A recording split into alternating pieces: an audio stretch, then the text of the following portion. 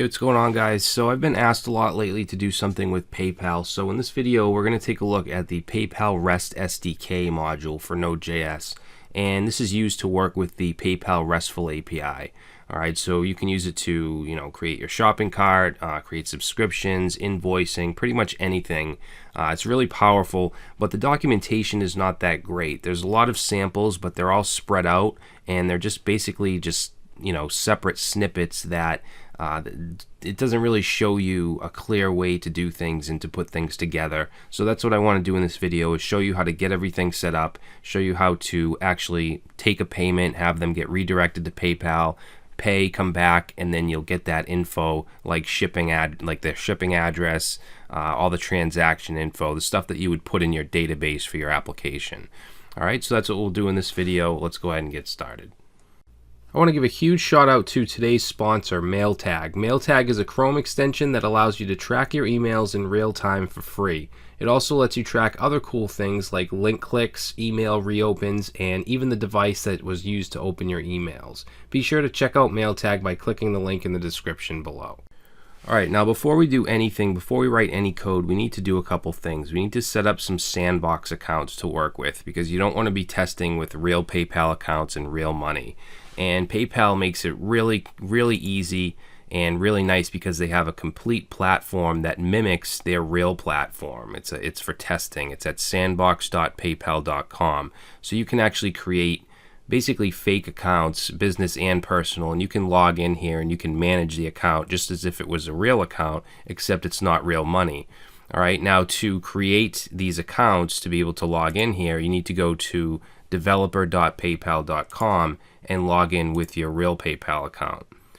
All right, once you do that, over here on the side here, you'll see Sandbox, and you go to Accounts. And from here, you can create business and personal accounts. You'll see I already have a couple testing accounts, but I'm going to, show you how to do that. So let's go ahead and click on the Create Account button. And we're going to first create a business account, which is the merchant account. And for the email address, it can be anything. It doesn't have to be a valid email address. It doesn't have to be yours. It just can't have been used before in this platform. All right, so I'm going to go ahead and use, and this is like my 10th time making this video, so I have to think of something that I haven't used before. I'll just say Brad business at gmail.com. All right, so let's see, we're going to do 1 through 8, has to be 8 characters for your password. First name, last name. And then you can add how much money you want this account to have. I'm just going to say 1,000. All right, bank verified, yes. Credit card, Visa, that's fine. And then we'll click create account. All right, so now we have a business account. Now this is what's going to take the payments. We now need a personal account to test it out and actually make the payment. Okay, so let's go create account. This is going to be a personal. We'll call this Brad personal at gmail.com. And let's give this a different name. We'll say John Doe. PayPal balance, we'll say 700. Verified. For this select payment card, I'm going to select PayPal and then click create account. Okay, so now we have a personal and a business account to test with.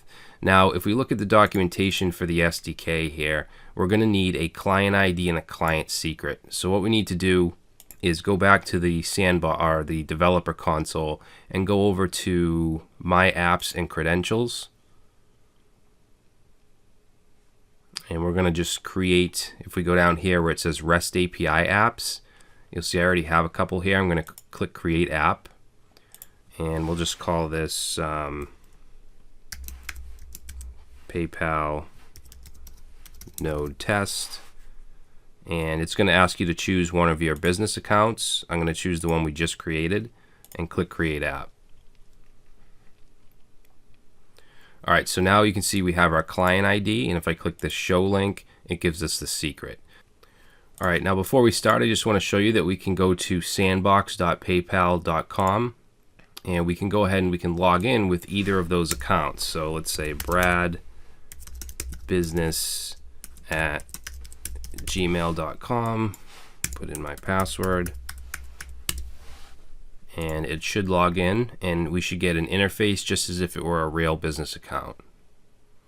All right, you can see I have $1,000 in there. That's obviously not real money. I could have put $1 million if I wanted to. It's just for testing. All right, and you can do the same stuff. You can go to your profile, set up your business, same exact thing as if it were a real account. Okay, it's just at sandbox.paypal.com instead of paypal.com. And you can log in with your personal account too, all right, if you want to test that out. But we're going to go ahead now and start on our application. All right, guys, so I just have an empty folder here called Node PayPal Sample. So just create a directory somewhere where you want to create this app. And then I just have VS Code open, and I'm using the integrated terminal. All right, so we're going to go ahead and create our package.json file with npm init. Okay, obviously you need Node.js installed, and we'll just go through this. So description, I'll just say sample PayPal app. Entry point, I'm going to use app.js, and then just enter through the rest. All right, so now we have our package.json file. So now what we want to do is install a couple dependencies. We're going to say npm install. We'll do -- save, and let's install the PayPal Rest Sdk. So PayPal -Rest -SDK. We also want Express, and we want EJS for our template engine. And as far as templates, I mean, we're just going to have one view, and we're not using any style or anything. I don't really care about that. I just want to show you how the Rest SDK works with the API. All right, so let's go ahead and close that up. Now we're going to create our app.js file, or app.js. And I'm going to paste some stuff in here because I've been doing a lot of Node videos lately, and I seem to just keep repeating myself with just setting up a basic Express server. So we're just bringing in our dependencies here, setting the app to Express, setting the view engine to EJS. We created an index route that's just going to render an index template or view, and then we're starting our server on port 3000. All right, very simple. So let's go ahead and save this, and then we're going to create a views folder. And inside views, we're just going to have one file called index.ejs.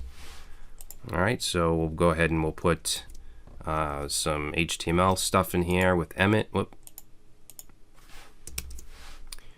And let's see, we'll change the title to PayPal, PayPal Node app. And then all we're going to have in here is basically a form, but let's put an H1, and we'll say Boston Red Sox hat. Okay, we'll say that's what we're buying on this page.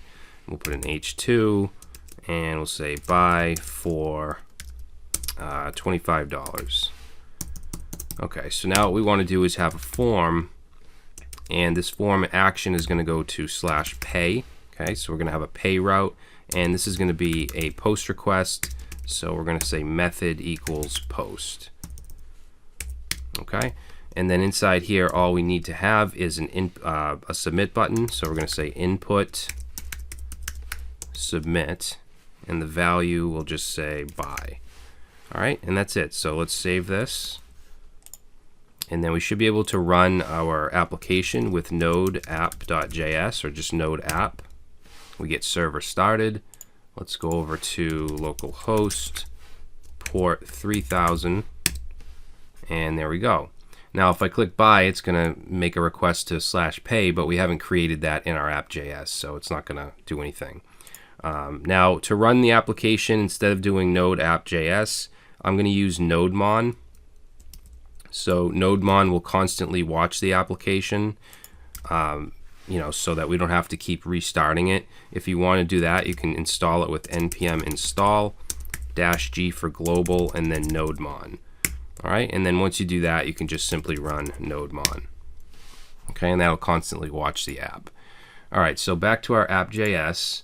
Now we're going to start to get into the SDK. So let's go to the documentation. And first thing we're going to need is to add our client secret and ID. So I'm going to copy this. We're going to put this right up here. And then we obviously need to replace both of these. I'm just going to make those blank. And then we'll go to this page here in our developer console. We'll grab our client ID. Yours will be different. We'll paste that in there. We'll grab the secret. Make sure you copy it exact. And make sure that this is Sandbox, okay? Once you're ready to actually go live, you can change this to live. All right, so that's the first thing. Now what we need to do is create the pay route that the form is getting submitted to. So we'll say app.post. It's a post request. All right, and then in here, this is going to go to /pay. And for a second parameter, I'm going to use an arrow function. Of course, we need to have our request response in here. And then if we go down to this part of the documentation, this gives us basically a starting point. All right, so we have to create this JSON object, and this will have all of the item info. You can have more than one item. So if you had like a shopping cart and you were adding items, you could do that. We're just going to have the one Red Sox hat. And then our return URL and the cancel URL. All right, so we put this stuff in here, and then we pass it into paypal.payment.create. Okay, you can see we're passing in that JSON object. Then we get this callback with this payment object. All right, and this is going to give us a bunch of stuff, including the link that we need to redirect the user to. All right, now this is kind of deceiving because it seems like, you know, this is all we need to do to make a payment, and that's not the case. We need to get the link from this object. All they're doing here is console logging it. We get the link, we redirect the user, they go through the whole process, they get sent back to whatever we put in this URL, and that's still not the end. They didn't get charged. We have to then execute the payment on our server. And we do that, I'm going to show you this other page here. We do that by creating another object, an execute payment JSON object, and we need to include the payer ID, which is going to be put into a parameter in the success or in the return URL. So we need to pluck that out and then put that in here, and then call paypal.paymentExecute.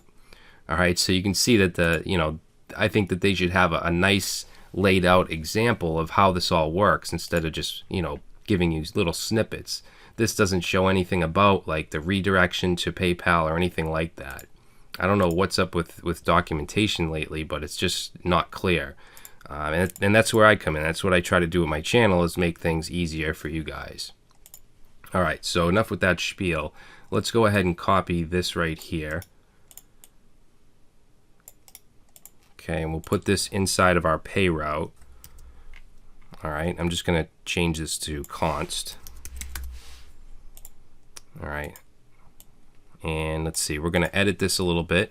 So let's see, the return URL, we're going to make localhost port 3000 / success. You know what, let me make this bigger. So /success, and then for the cancel, we'll do localhost 3000 / cancel. Okay, so those are the two URLs. And then down here, we'll put the product info. So name, we'll say Red Sox hat. And this stuff can come from a database,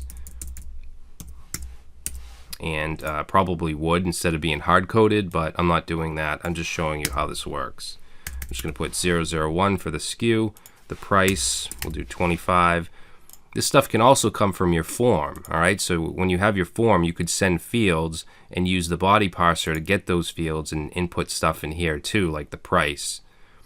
All right, so quantity 1, total amount's going to be 25. Description, we'll say hat for the best team ever.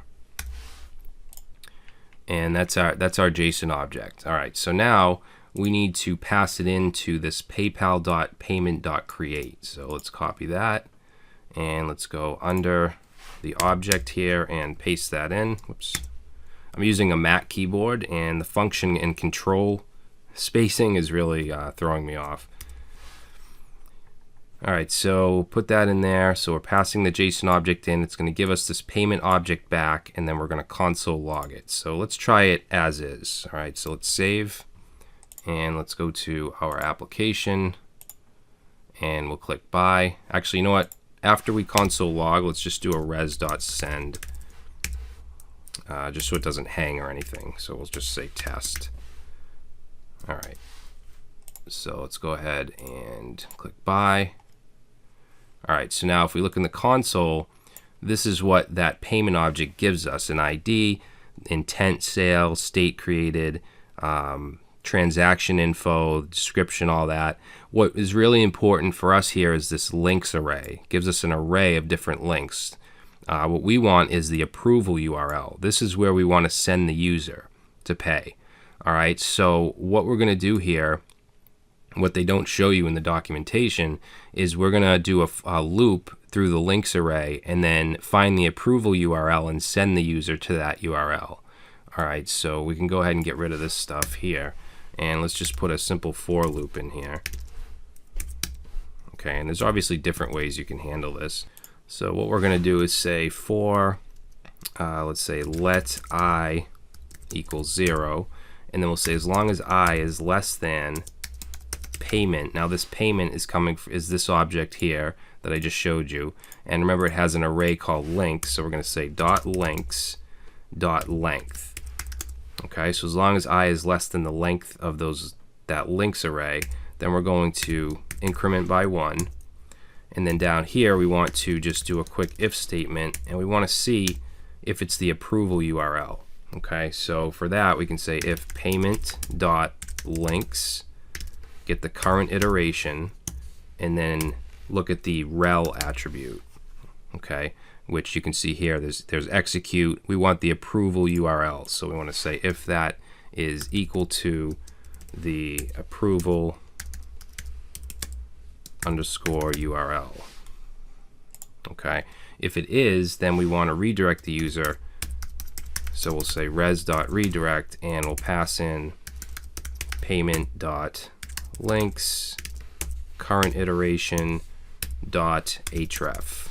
Okay, href is where the actual link is, and that should do it. That should redirect the user. So let's go ahead and save that. So let's try it up to this point. Let's see what happens. So we click buy. We should get redirected to PayPal. And we're going to log in with our personal account.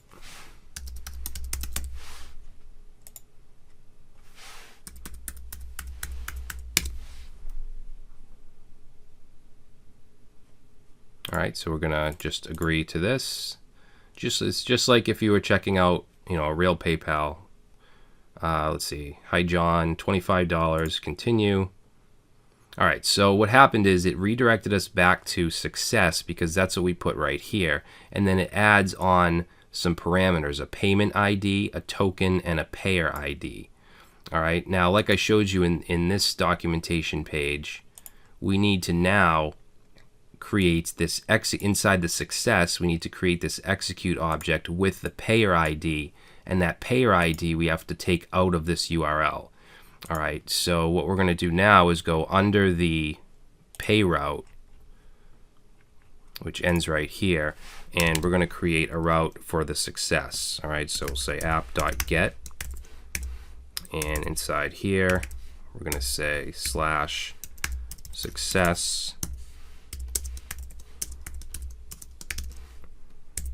All right, and this is going to take request response. And then what we want to do is like I said, get those parameters from the URL that's sent back. So we're going to create a variable called, let's say, payer ID. And to get parameters from the URL with Node, we can just do request.query dot and then the parameter. So the payer ID actually has a capital P and capital ID like that. So we want to make sure that we get that exact.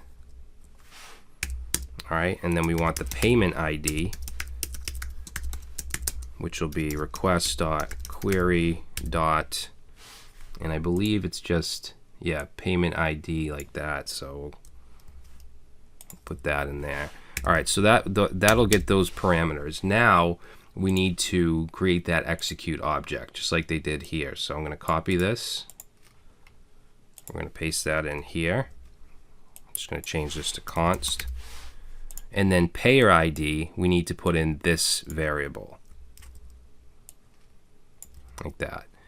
All right, and then the transaction, we're going to change the price to 25.